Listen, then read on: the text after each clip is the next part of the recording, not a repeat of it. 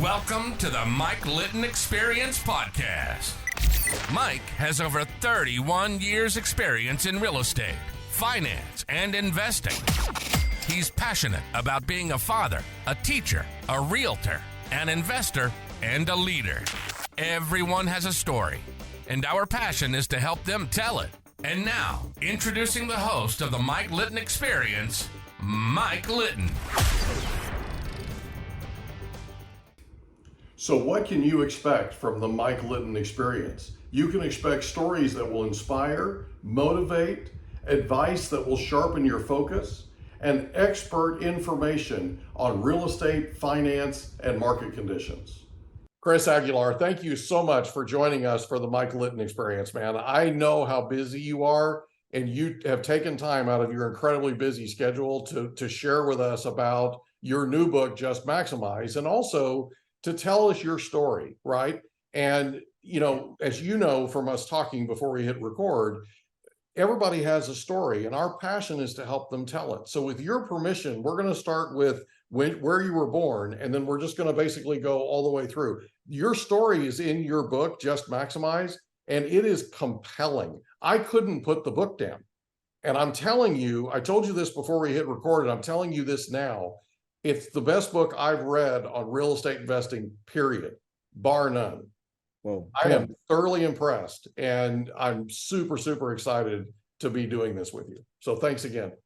Well, Mike, it is my honor, my honor to be here with you guys, and super excited to tell our story. I think we all have a story. You have a story, Mike, and today we're going to talk about my story. Hopefully one day I get to bring you into our podcast and hear about your story. Absolutely. But yeah, so where would you like me to start? I was born and raised where you're born. Start with where you're born, and then we're going to go all the way up to today, and then we can talk about the book and what you're doing what you're doing now. Fantastic. So I'm a U.S. citizen. I was born and raised here in San Diego. I'm a first-generation Mexican American.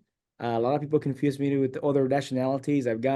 This week I got 3 nationalities. They said, "Are you Filipino?" Somebody said, "Are you from a Brazilian?" And I forget the third one, but it's pretty fun. It's pretty fun. Yeah. But I am a Mexican American individual, and I had the honor to be raised in a family with 6 siblings. Oh, So wow. a total of 6 of us, 5 siblings, total of 6.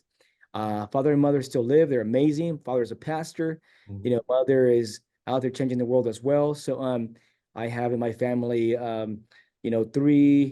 4 of my brothers are pastors, and Wow. dad's a pastor. So we're a Christian a family. But hey, I accepted God as my savior about 13 and a half years ago when I got married to my beautiful Denise. Yeah.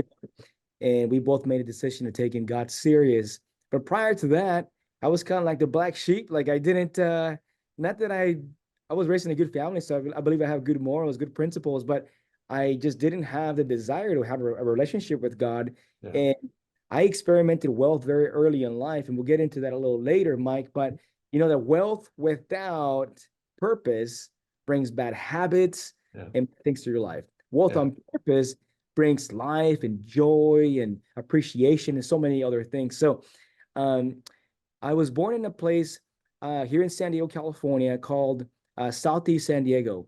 Okay. It is probably the most ghetto neighborhood someone could be raised in the county here in San Diego, California. And the upbringing was difficult. It was normal for me to see I'm away from walking home from elementary, walking home and see somebody, you know, that yellow tape that cops normally put around, you know, someone that's dead. Yeah. I would see like homicides like all the time. Maybe not it happening, but at least somebody dropped dead. And at that point in my life, I remember walking home and just being like, "Oh, another dead person. Cool. Let's go around. Let's walk around this yellow tape." Wow. You know, it was bad growing up in that neighborhood. Yeah. I hope it's not the same anymore. I've heard it's not the same anymore. But it was difficult to live like that, thinking, "Man, maybe one day I'm gonna get murdered," and seeing how most of my friends that I went to elementary with, if not all of them, ended up in drugs, addictions of some kind. With the exception of my best friend, Alex Murillo, who he is an attorney and now works for the government, and it's a high rank, officer in the government, and amazing guy, very intelligent. But aside from him, I don't think I know anybody else that made it, Hmm. at least through a 4-year degree. Yeah. And not that that has anything to do with success in life, right? We all define success differently, but um, I'm thinking right now as I'm kind of thinking out loud, and I can't remember somebody else that is doing okay in life, unfortunately. I'm So sorry. it was that bad. It was Yeah. that bad of a neighborhood. But fast forward, growing up, probably at the age of 12, I had a family that my friends frankly envied. Friends always said, "Hey, you have the most beautiful family. Your mother, your father, amazing brothers. You guys do pretty well." My dad owned a nationwide business in Mexico. My grandpa actually was the a guy who uh, invented this machine to be able to replicate.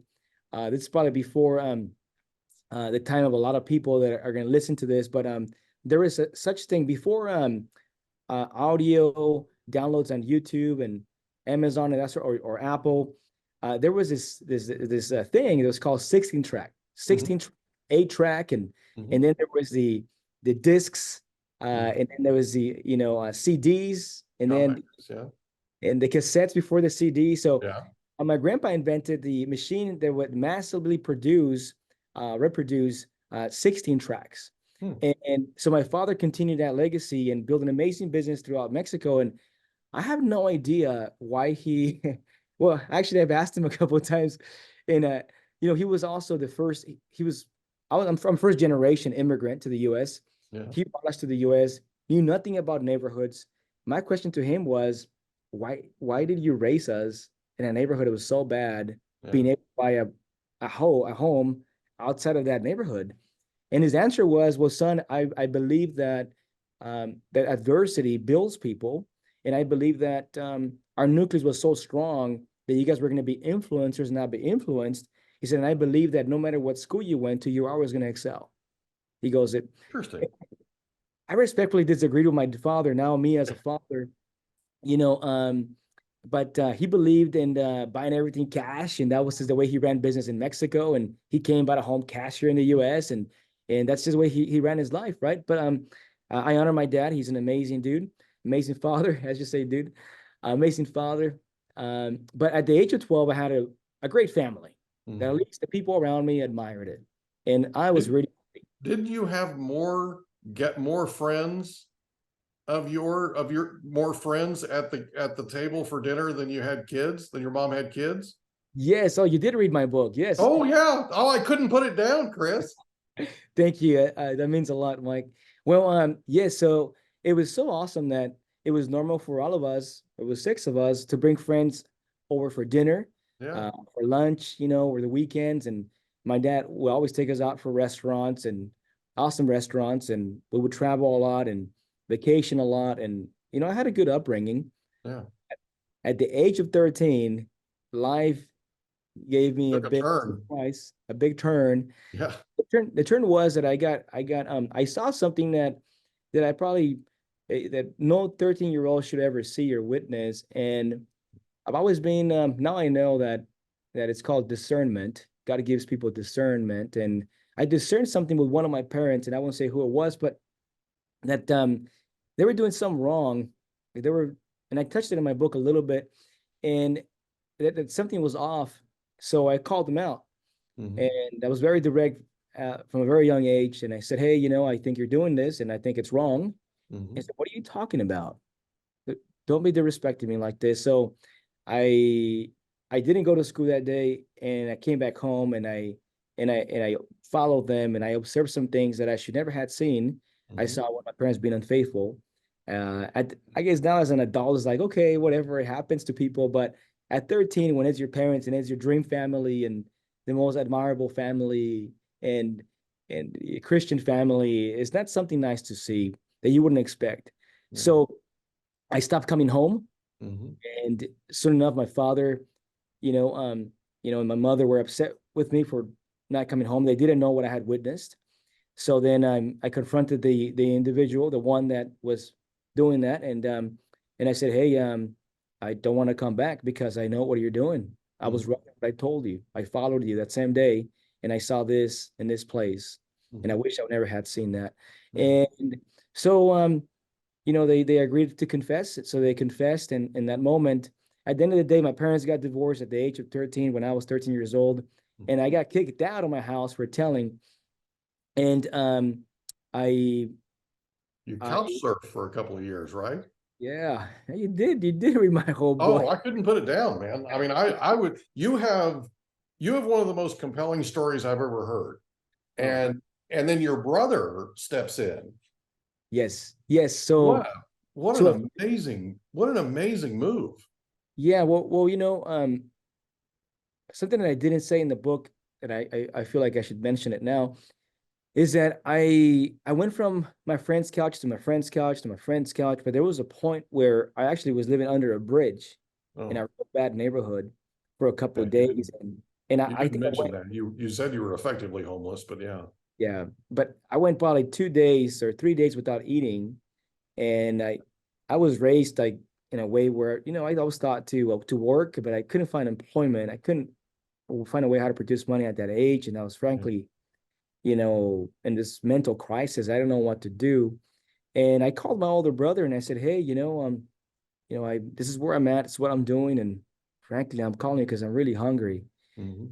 I said, and I know that you don't know all the details of what happened, and I'm not going to tell you, but Mhm. I don't want to hurt you. And he was way older than me. He was an adult, right? And I said, I want Yeah. to hurt you. So he goes, why don't we do dinner, Chris? And why don't we do dinner and we can talk about it? So he picked me up, took me over to eat at. I won't ever forget what he did. He took me to eat at Burger King, Mhm. and I ate. He bought me a value meal, and I asked for a second one. You ate two of them. Yeah, I ate two of them, Wow. and it changed my life. He gave me an opportunity. He said, "Chris, you're a smart dude.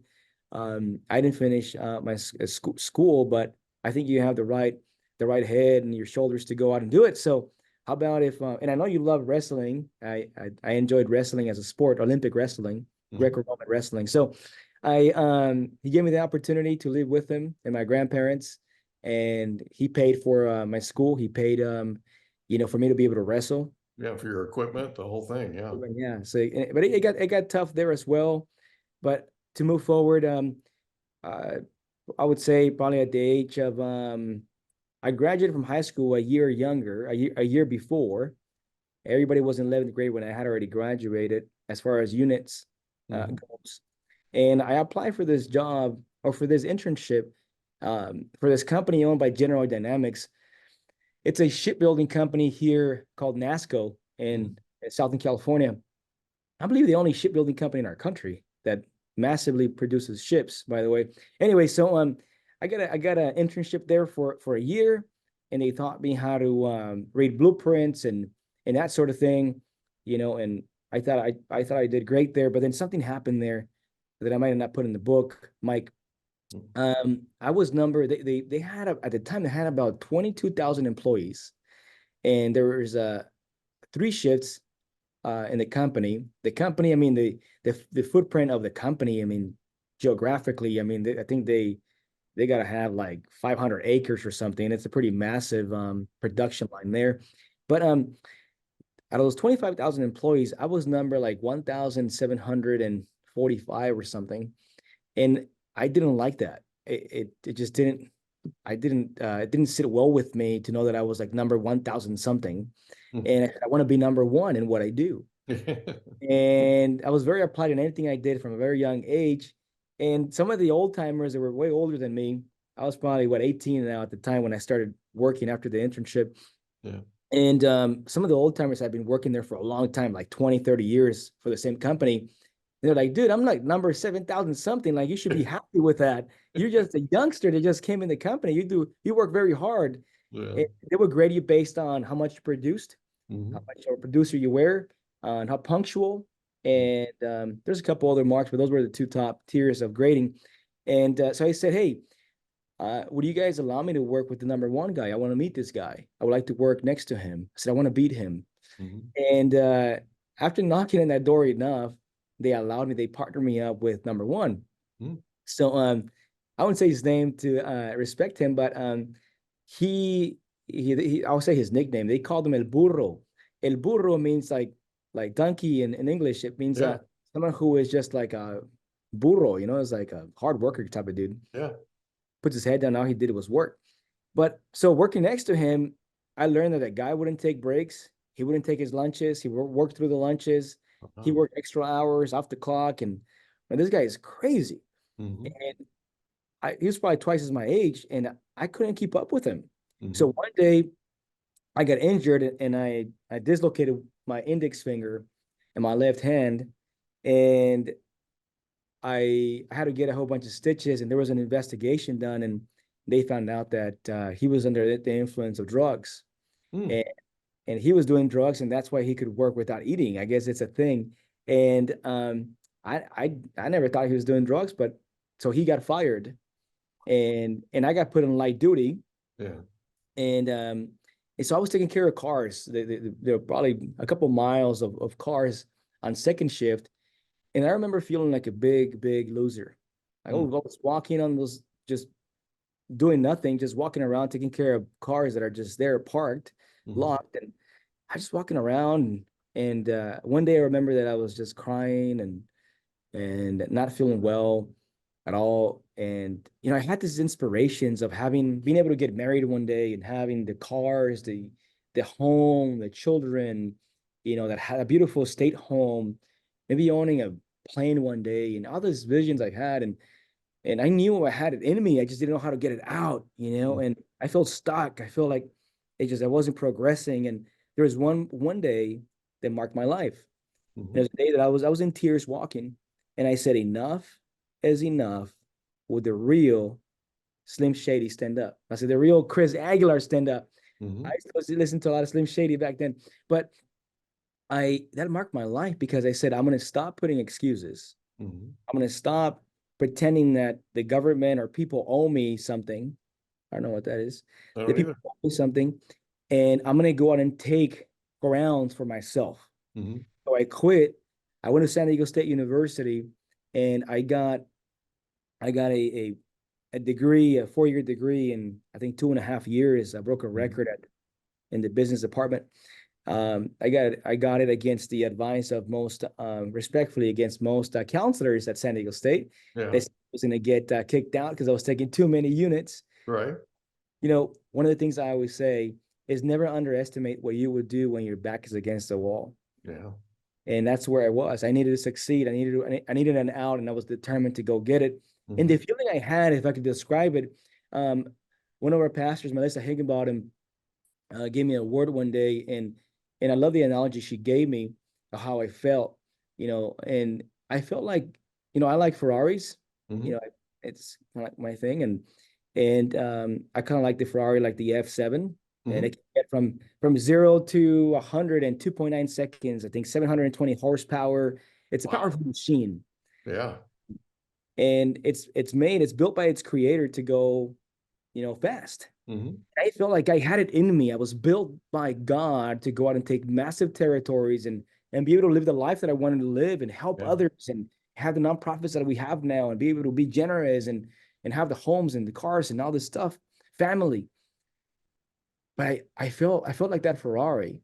I had it in me. I know how to take it out. And I feel like I was going 20 miles per hour. And I, even going to San Diego State, that's how I felt. Yeah. It was bad. And finishing my degree was a big accomplishment, of course, getting my degree first. Go ahead, Mike. So in the book, you said you had enough for one chicken teriyaki bowl a day. Oh, wow. That's pretty good. Yes. So and like $3.25 or something. I mean, it was this book is fascinating. The story you tell is just, you can't put it down because you want to hear what's going to happen next. You know what I mean? It's cool, man. Okay, so I ate at this restaurant that's still up and running. It's called Mrs. Rice in Palomar Avenue, where they sell you they used to sell you a teriyaki chicken bowl for $3.25, if I'm not mistaken. And I Yeah. had enough money. The last year at San Diego State, I only had enough money to buy myself one meal per day. Yeah. And that's what I did. And I graduated. Well, I was about to graduate. I started applying for jobs. And I have a business degree, a business import export degree. Mhm. And I thought, I imagined, had this vision of me being working for a big company, importing stuff from China, Yeah. exporting services from the US into Europe and traveling. And that was my idea in getting this degree. I Right. liked construction because my dad had my brother's godfather worked in construction. I would go work with him in the summers and I hated it. And I Oh. hated it because I'm still not an early bird. I'm not an early person, and I don't like waking up early. I do that for prayer only. I do it for God. But Yeah. anyway, so I I didn't like construction. Oh, wow. And the reason I say that is because I applied to, I can't remember, but quite a bit of companies that did import and export, and I couldn't get a job. But then I saw this ad for a construction company, Mhm. and it was a We hope you enjoyed another episode of the Mike Litton Experience. If you did, do us a favor, smash that subscribe button, tell your friends, family, and coworkers about our program, and wherever you get your podcasts, please leave us a rating. It helps us to connect with quality people just like you. And that's a wrap. Another episode of the Mike Litton Experience in the books. Reach out to Mike on Instagram at Litton Realty. Want to meet with Mike? Check out calendly.com/Rio760.